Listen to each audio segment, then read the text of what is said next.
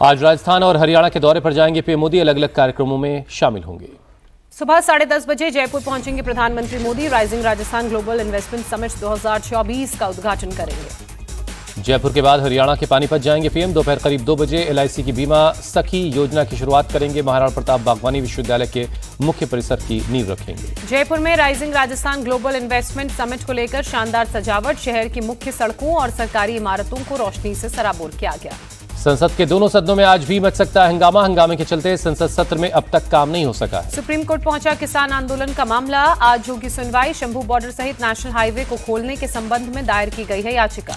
किसान संगठन आज मीटिंग करके आगे की रणनीति तय करेंगे। कल पुलिस के साथ झड़प के बाद अपना प्रदर्शन स्थगित किया था। किसानों की समस्याओं को सुलझाने की कोशिशें जारी। राजपुरा में पंजाब और हरियाणा पुलिस के अधिकारियों ने किसान नेताओं के साथ बैठक की।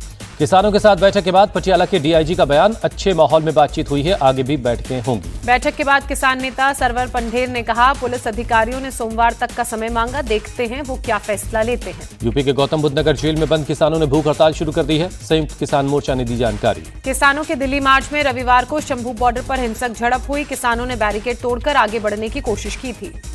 मना करने के बावजूद किसान नहीं माने। पुलिस ने किसानों को रोकने के लिए आंसू गैस के गोले दागे। पुलिस के साथ झड़प में करीब 10 किसान घायल हुए। एक किसान PGI में भर्ती। किसान नेता सरवर सिंह पंढेर ने दी जानकारी। किसानों के प्रतिनिधि के साथ सरकार बातचीत के लिए तैयार है। पीएम मोदी को किसानों की चिंता है। जीतन राम मांझी ने जानकारी। हरियाणा कांग्रेस के नेता भूपेंद्र सिंह हुड्डा ने सुझाव दिया, किसानों की बात सुनी जानी चाहिए। बातचीत से सभी समस्याओं को सुलझाया जा सकता है। सांसद और आजाद समाज पार्टी के अध्यक्ष चंद्रशेखर आजाद ने किसानों के दिल्ली चलो मार्च पर कहा, सरकार उनकी समस्याओं का समाधान क्यों नहीं कर पा रही। चंद्रशेखर आजाद का बयान, सरकार ने किसानों से वादे किए थे। सरकार को जवाब देना चाहिए कि उन वादों को पूरा क्यों नहीं किया गया। बांग्लादेश में अल्पसंख्यक हिंदुओं पर हो रहे हमलों के खिलाफ देश भर में विरोध प्रदर्शन जारी है। आज हरियाणा, महाराष्ट्र, बंगाल में होगा प्रोटेस्ट। कश्मीरी अल्पसंख्यकों ने श्रीनगर में बांग्लादेश में जारी हिंसा के खिलाफ प्रोटेस्ट किया। गवर्नर को ज्ञापन सौंपा। हिंदुओं पर हो रहे हमले के बीच आज बांग्लादेश जाएंगे विदेश सचिव विक्रम मिस्री। अपने समकक्ष से करेंगे मुलाकात। अल्पसंख्यकों पर हो रहे हमले का मुद्दा भी उठा सकते हैं। बिहार के किशनगंज में बांग्लादेश के खिलाफ गरजे महमूद असद मदनी। कहा, गैर मुस्लिम पर हमला मतलब इस्लाम का विरोध। बंगाल कांग्रेस के नेता अधीर रंजन चौधरी बोले, बांग्लादेश के मुद्दे पर भारत सरकार सर्वदलीय बैठक बुलाए। NC चीफ फारूक अब्दुल्ला ने बांग्लादेश में अल्पसंख्यकों पर हो रहे हमलों पर चिंता जताई। कहा, वहां के बहुसंख्यकों को दूसरे धर्मों की रक्षा करनी चाहिए। आचार्य प्रमोद कृष्ण बोले, बांग्लादेश ISIS की राह पर चल रहा है। वहां हिंदुओं पर हमला सिर्फ सनातन ही नहीं, इंसानियत पर हमला है। त्रिपुरा के होटल एसोसिएशन ने फैसला लिया, किसी भी बांग्लादेशी नागरिक की बुकिंग नहीं लेंगे। यूपी के गोंडा पुलिस ने एक बांग्लादेशी को पकड़ा, अवैध तरीके से भारत में की थी एंट्री।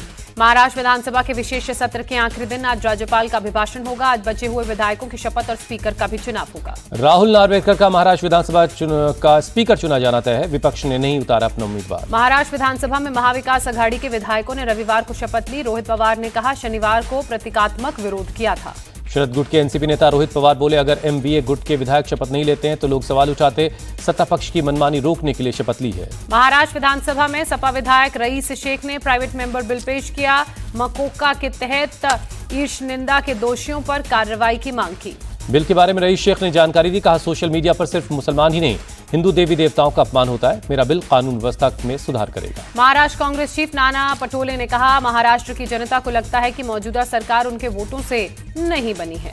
महाराष्ट्र के सोलापुर में मारकडवाड़ी गांव में EVM हटाओ, देश और संविधान बचाओ प्रोग्राम हुआ। शरद पवार ने जनसभा को संबोधित किया। शिवसेना UPT विधायक आदित्य ठाकरे ने कहा, मारकडवाड़ी में बैलेट पेपर से मॉक पोल कराने से कुछ नहीं बदलेगा, सिर्फ सच्चाई पता चलेगी। कांग्रेस नेता असलम शेख ने मांग की, अगर दुनिया के विकसित देश बैलेट पेपर से चुनाव करवा रहे हैं तो भारत में भी चुनाव बैलेट से होना चाहिए। महाराष्ट्र भाजपा प्रमुख चंद्रशेखर बावनकुले ने शरद पवार को हार स्वीकार करने की सलाह दी। कहा, विधानसभा चुनावों में लोगों ने शरद पवार को नकारा था। MBA को डिप्टी CM एकनाथ शिंदे ने सलाह दी है। कहा, जनता ने साफ बहुमत दिया है, विपक्ष उसको स्वीकार करे। शिवसेना नेता शायना NC ने कहा, लोकतंत्र में जो जीतता है वही सिकंदर होता है, जनता जो तय करती है वही फाइनल होता है। शिवसेना UBT नेता आदित्य ठाकरे बोले, महाराष्ट्र में समाजवादी पार्टी BJP की B टीम की तरह काम करती है, इसलिए अबू आसिम आजमी हमें न सिखाए। आदित्य ठाकरे ने अबू आजमी को जवाब दिया। कहा, हमारा हिंदुत्व सिर्फ इतना, मुंह में राम हाथ में काम। आदित्य ठाकरे को सपा नेता रईस शेख ने जवाब दिया। कहा, हमें BJP की B टीम न बताएं। सपा ने आदित्य ठाकरे के लिए चुनाव प्रचार किया है। रईस शेख ने आदित्य ठाकरे से जवाब मांगा। पूछा, बाबरी मस्जिद विध्वंस पर उनके नेता मिलिंद नार्वेकर ने जो बयान दिया उस पर जवाब दें। सपा सांसद रामगोपाल यादव का बयान, हम चाहते हैं कि इंडिया अलायंस बना रहे और मिलकर हम चुनाव लड़ें। कांग्रेस के पूर्व नेता आचार्य प्रमोद कृष्णम का बयान, राहुल गांधी ने कांग्रेस का जैसे अंतिम संस्कार कर दिया है वैसे ही इंडिया अलायंस का पिंडदान कर देंगे। बंगाल बीजेपी नेता अग्निमित्रा पॉल ने तंज कसा, कहा ममता बनर्जी से बंगाल संभल नहीं रहा है, पहले वो बंगाल संभाले। सुभाषपा प्रमुख ओम प्रकाश राजभर ने बड़ा दावा किया, 2027 चुनावों में सपा को सभी सीटों पर हराने का काम करूंगा, कहा। ओम प्रकाश राजभर ने सपा पर आरोप लगाया, कहा अति पिछड़ी जातियों को तेज पत्ते की तरह इस्तेमाल करती है सपा, मुसलमानों को अपना वोट बैंक मानती है। दिल्ली के करोल बाग में आप संयोजक अरविंद केजरीवाल ने पदयात्रा की, कहा 10 सालों में बीजेपी ने दिल्ली की कानून व्यवस्था को खत्म कर दिया। दिल्ली से बीजेपी सांसद बासुरी स्वराज बोली, विधानसभा चुनाव में आम आदमी पार्टी हारेगी, जनता इस सरकार से परेशान है। दिल्ली बीजेपी के नेता प्रवेश वर्मा का बयान, आप विधायकों के गैंगस्टर से संबंध हैं और दिल्ली की कानून व्यवस्था के लिए केजरीवाल गृहमंत्री पर आरोप लगा रहे हैं।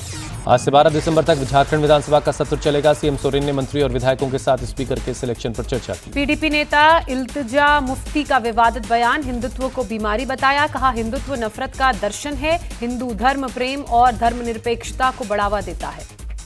बीजेपी नेता रविंद्र रैना ने इल्तिजा मुफ्ती के बयान पर माफी मांगने को कहा, बोले राजनीति में मतभेद हो सकते हैं लेकिन अपमानजनक भाषा का इस्तेमाल नहीं होना चाहिए। सौंदेशखाली में फिर एक युवती की मौत पर सियासत गरमाई, राष्ट्रीय महिला आयोग की टीम ने सौंदेशखाली पहुंचकर मृत युवती के परिजनों से बात की। बिहार के किशनगंज में जमीयत उलमा हिंद के अध्यक्ष मौलाना महमूद असद मदनी का बयान, देश की वर्तमान स्थिति अत्यंत संवेदनशील और चिंताजनक है। वक्फ बोर्ड और मस्जिदों को लेकर बोले मौलाना महमूद मदनी, हमारे धार्मिक मामलों में हस्तक्षेप किया तो संविधान के दायरे में अंत तक लड़ेंगे। अकाली दल के नेता सुखबीर सिंह बादल पर फायरिंग करने वाले नारायण सिंह चौड़ा को अमृतसर कोर्ट में पेश किया गया। कोर्ट ने 3 दिनों की पुलिस रिमांड में भेजा। कानपुर के रामा विश्वविद्यालय के तृतीय दीक्षांत समारोह में सीएम योगी शामिल हुए, छात्र छात्राओं को डिग्री देकर उनके उज्जवल भविष्य की कामना की। सीएम योगी ने छात्राओं को संबोधित किया, कहा राष्ट्र धर्म को हमेशा सर्वोपरि रखें। महाकुंभ की तैयारी में जुटे रेल मंत्री अश्विनी वैष्णव, प्रयागराज में गंगा नदी पर बने नए ब्रिज का निरीक्षण किया। अश्विनी वैष्णव बोले, प्रयागराज से अयोध्या तक रिंग रेल सेवा शुरू होने से श्रद्धालुओं को आसानी होगी। बिहार के सीएम नीतीश कुमार ने पटना जंक्शन के पास बन रहे मेट्रो स्टेशन के निर्माण कार्यों का जायजा लिया। आज दिल्ली में बिहार बिजनेस कनेक्ट 2024 समिट का आयोजन होगा, कई देशों के राजदूत हिस्सा लेंगे। डिप्टी सीएम सम्राट चौधरी प्रोग्राम का उद्घाटन करेंगे। बीपीएससी चीफ से अभ्यर्थियों का एक डेलीगेशन मिला, सर्वर डाउन होने से फॉर्म नहीं भर पाने और प्रदर्शन के दौरान घायल छात्रों का मुद्दा उठाया।